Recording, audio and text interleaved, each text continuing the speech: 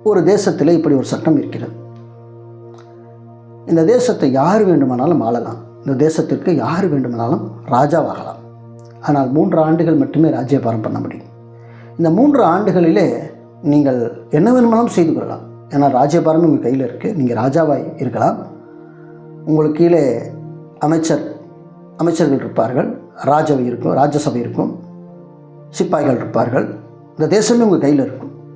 But 3 ஆண்டுகள் நீங்கள் ஆட்சி செய்து முடித்த உடனேயே இந்த நாட்டிலே ஒரு பாலைவனம் இருக்கிறது.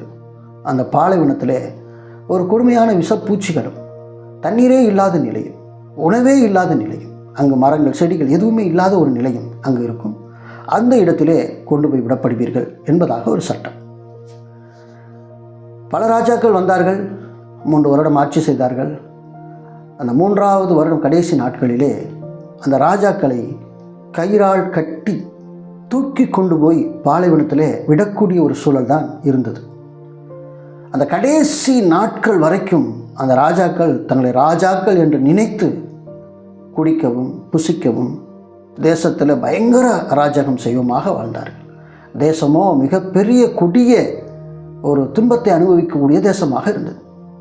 இப்படிப்பட்ட ஒரு சூழ்நிலையில் ஒருவரை திடீரென்று ராஜாவாக தேர்வு செய்கிறார்கள்.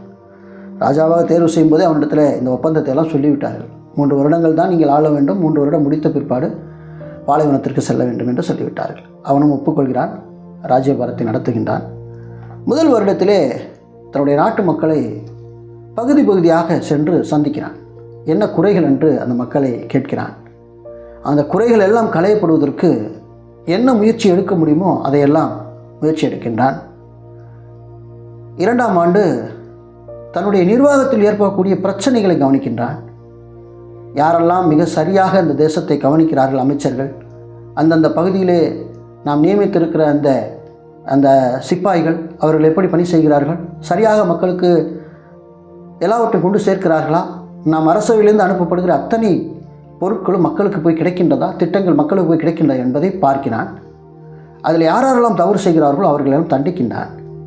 தன்னுடைய அரசவையில் யாரெல்லாம் அதிகமாக சொத்து சேர்த்திருக்கிறார்கள் என்ற கணக்கெடுக்கிறான். அவருடைய சொத்தை எல்லாம் பறிமுதல் செய்கிறான், கஜானாவிலே சேர்க்கிறான். தற்சார்பு பொருளாதாரத்தை தன் தேசத்திலே மேம்படுத்துகிறான். தன்னுடைய கஜானாவை நிரப்பிக்கொண்டே இருக்கின்றான். இப்போது சுற்றி இருக்கிற எல்லா நாட்டையும் விட 2 ஆண்டுகளிலே இவன் ஆட்சி செய்த அந்த நாடு மிகப்பெரிய அற்புதமான ஒரு வலிமை மிக்க நாடாக இருந்தது. 3ஆம் ஆண்டிலே அதே போன்ற ஒரு அற்புதமான ஆட்சி செய்கின்றான். மக்கள் எல்லோருமே பயங்கர மகிழ்ச்சியிலே வாழ்ந்து கொண்டு இருக்கின்றார். மக்களுக்கு ஒரு எண்ணம் தோன்றுகிறது, இவரே நம்மை கடைசி வரைக்கும் ஆண்டால் எவ்வளவு நல்லாக இருக்கும் என்று யோசிக்கிறார்கள். ஆனாலும் சட்டத்தை மாற்ற முடியாதே, என்ன செய்வது என்று மக்கள் தவிக்கின்றார்கள். 3 ஆண்டுகள் முடிகிறது, அந்த கடைசி நாட்கள் வருகிறது. விடிந்தால் அந்த கடைசி நாள் அன்று இரவே ராஜா அமைச்சர்களை வர வைக்கிறான். அங்கே கொண்டு போய் விடக்கூடிய ஆயத்தப்படுத்தக்கூடிய சிப்பாய்களை வர வைக்கிறான். காலையிலே எத்தனை மணிக்கு கிளம்ப வேண்டும் என்று ரொம்ப மகிழ்ச்சியோடு கேட்கிறான். அதற்கான ஆயத்தங்களை எல்லாம் தயாராக்கி விட்டீர்களா, ரதங்களை ரெடி பண்ணி விட்டீர்களா என்று அந்த வேலையை தீவிரப்படுத்த சொல்கிறான்.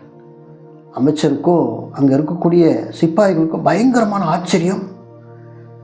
இதுவரைக்கும் நாம் பார்த்த எல்லா ராஜாக்களும் அழுது புரண்டார்கள், நாம் அவர்களை கட்டி கொண்டு போய் பாலைவனத்தில் போட்டோம்.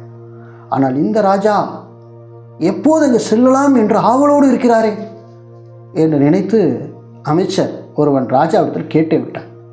ராஜா, இதுவரைக்கும் பாலைவனம் என்று சொன்னாலே நடுங்கிய ராஜாக்களை தான் நாங்கள் பார்த்துருக்கிறோம். முதல் முறையாக மகிழ்ச்சியோடு அந்த இடத்திற்கு செல்ல காத்திருக்கிற ஒரு ராஜாவை இப்போது நாங்கள் புதிதாக பார்க்கிறோம். இது எப்படி என்பதை கேட்கிறான். அதற்கு ராஜா பதில் சொல்கிறான், உங்களுக்கு தெரியாது, முதல் ஆண்டிலே நம்ம நாட்டில் இருக்கக்கூடிய சில வலிமையான பணியாள்களை தேர்வு செய்து நான் அந்த பாலைவனத்துக்கு அனுப்பி அங்கு சுற்றித் திரிந்த விஷப்பூச்சிகள் எல்லாவற்றையுமே நான் அழித்தேன்.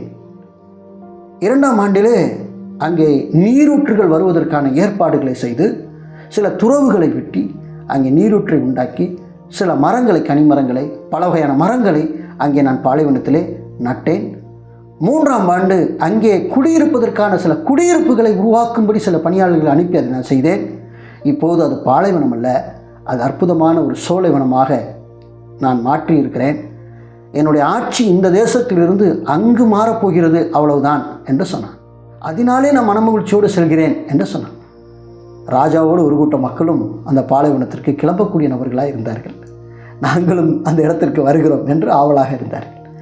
என் அன்பான தேவனுடைய பிள்ளைகளே, இந்த கதை என்பது எதற்காக நான் சொல்கிறேன் என்றால், இந்த பூமியிலே வாழ்வதற்கு தேவன் கொடுத்த நாட்கள் நமக்கு நித்தமும் கருணையால் கிடைக்கிறது. தேவனுடைய கருணையால் அதை எப்படி பயன்படுத்துகிறோம்? இந்த 3 வருடத்தை பிரயோஜனம் இல்லாமல் கடந்து சென்ற மற்ற ராஜாக்களைப் போல நாம் வாழ்ந்து மடிவோம் என்றால் நமக்கான ஒரு இடம் நிச்சயமாக அங்கு ஆயத்தமாயிருக்கும். அங்கே அவியாத அக்கினியும் சாகாத புழுவும் இருக்கும் என்று இயேசுவானவரை பல இடத்திலே நரகத்தை குறித்து சொல்லியிருக்கிறார்.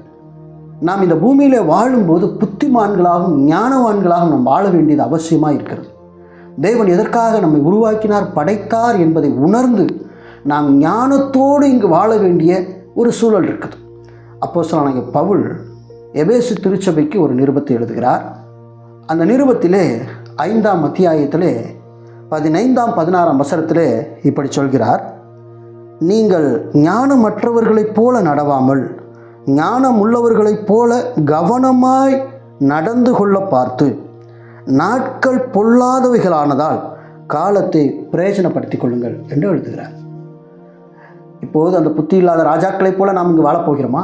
இல்லை அந்த புத்தி உள்ள ராஜா எப்படி அந்த 3 ஆண்டுகளை மிக சரியாக பயன்படுத்தி அந்த பாலைவனத்தை சோலைவனமாக மாற்றினானே, அவனைப் போல நாம் இங்கு வாழப்போகிறோமா? கர்த்தர் எப்போதும் வானத்தில் இருந்து பார்த்து கொண்டு இருக்கிறார். காலங்கள் அவர் கரத்தில் இருக்கிறது. ஆனாலும் நாம் எப்படி நடக்க வேண்டும் என்ற தீர்மானத்தையும் கடவுள் நம்மிடமே கொடுத்து விட்டார். நன்மையும் தீமையும் உனக்கு முன்னாக நான் வைத்திருக்கிறேன், எதை நீ விரும்பி எடுத்துக்கொள்கிறாயோ அதனை எடுத்துக்கொள் என்ற ஒரு சுய அறிவையும் கடவுள் நமக்கு கொடுத்திருக்கிறார். ஆகவே நாம் காலத்தை பிரயோஜனப்படுத்த போகிறோமா, இல்லை காலத்தை வீணாக்கப் போகிறோமா என்ற முடிவை நாம் தான் எடுக்க வேண்டும். தேவன் உங்களை ஆசீர்வதிப்பாராக. ஆமென்.